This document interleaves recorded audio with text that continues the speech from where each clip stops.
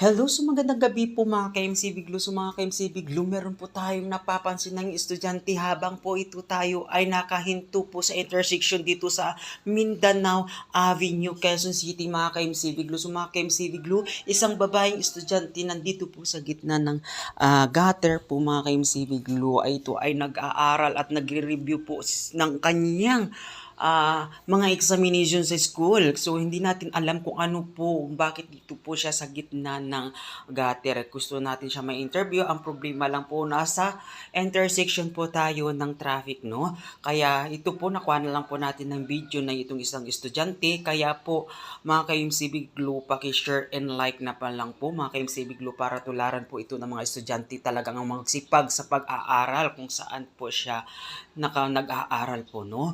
Kaya mga estudyante, papakita nyo sa inyong mga magulang kayo ay nag-aaral mabuti. Thank you so